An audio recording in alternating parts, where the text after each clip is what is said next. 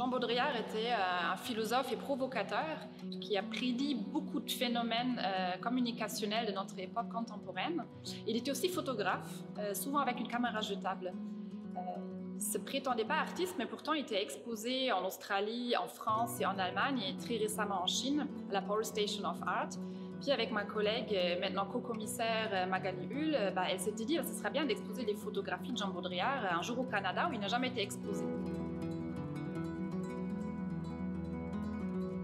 Donc Écran Total n'est pas une exposition sur Jean Baudrillard, c'est plutôt en fait que ces photographies deviennent le média et la matrice pour les autres œuvres exposées à partir de leur forme, de leur couleur, etc.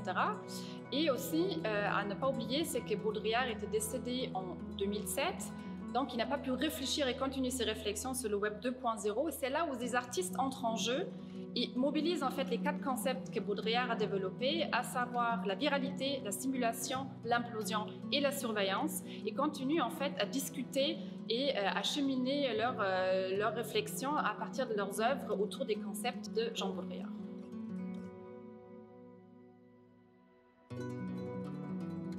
La proposition commissariale comme la scénographie rendent compte de cette expérience du monde par l'écran que nous vivons de manière d'autant plus forte depuis le début de la pandémie. L'exposition propose 3 expériences et médiations distinctes. La première est l'exposition physique bien réelle au centre de design. Les photos projetées de Jean Baudrillard côtoient dans la pénombre les œuvres des 7 artistes invités. La seconde médiation se tient dehors à l'extérieur, où des jeux de transparence dans les vitrines du centre laissent apercevoir les œuvres captées dans un décor blanc presque irréel ou hyper réel comme dirait Jean Baudrillard. Enfin, la troisième forme, c'est une remédiation web qui se découvre à distance et dans une dimension totalement fabriquée, celle de l'écran total qui aujourd'hui nous enveloppe.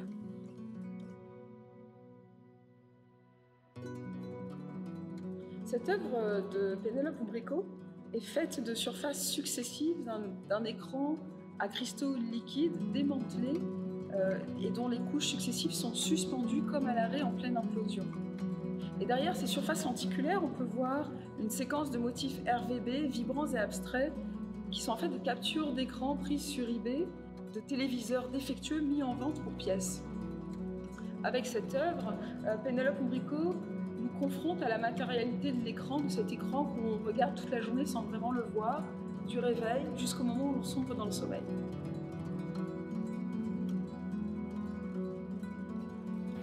L'œuvre Corps abstrait de Charlie Doyon nous place devant un cyborg, une forme mi-humaine, mi-machine, pour nous montrer en fait les impacts que portent ces petits écrans domestiques qu'on transporte avec nous quotidiennement sur nos représentations de soi dans ce monde numérique.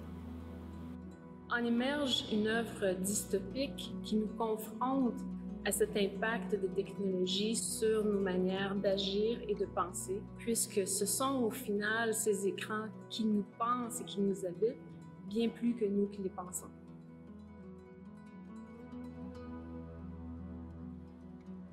L'omniprésence des écrans est renversée dans l'œuvre de Choignier, qui se préoccupe plutôt de la viralité invisible des codes. Avec son œuvre Deep Aware Triads, Choignier nous présente un genre de collage numérique qui se veut une sorte de métaphore de la viralité. Ces collages sont en fait des agrégations d'images qu'elle a glanées dans des articles académiques qui parlent du travail de Jean Baudrillard.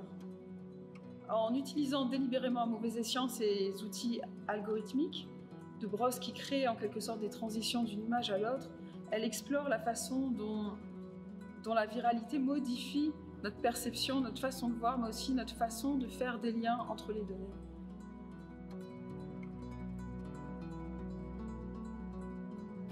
Internet vernaculaire est une œuvre de Clint Enns qui nous présente 366 images de l'année 2004, l'année en fait où est apparue la plateforme de partage Flickr, qui est une plateforme emblématique du tout début de cette ère de l'Internet participatif. Dans une forme d'archéologie du numérique, l'œuvre nous ramène à une époque 10 ans avant l'arrivée massive des téléphones intelligents, une époque où les caméras étaient beaucoup moins conciliantes avec notre image, une époque aussi où nous n'avions pas encore compris ou saisi la mesure de ce partage à très grande échelle de nos vies personnelles, donc de ces images vernaculaires, sur des plateformes de partage mondiales.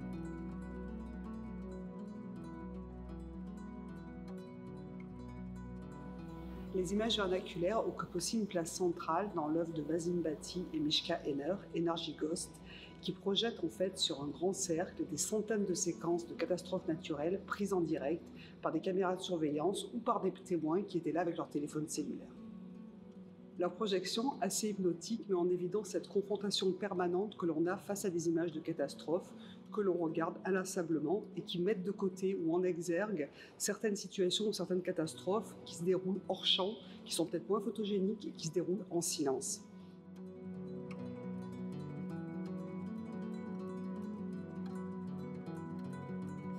All We Ever Need Is One Another, c'est l'œuvre d'Adam Bazanta, qui est en fait superposé, mis en face à face, 3 scanners qui se numérisent. Donc c'est une souris qui est contrôlée par un script informatique. Donc par déclenchement, les 3 scanners se scannent.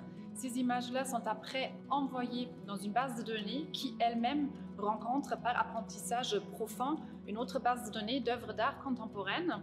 S'il y a une coïncidence, un match de plus de 80% entre les images scannées et les images photographies d'œuvres d'art dans la base de données, une grande imprimante dans l'espace d'exposition imprime ces nouvelles images générées par les algorithmes et l'apprentissage profond directement dans la salle. Évidemment, là, on a clairement dans un ici et maintenant la question, est-ce que l'intelligence artificielle peut produire de l'art ou pas?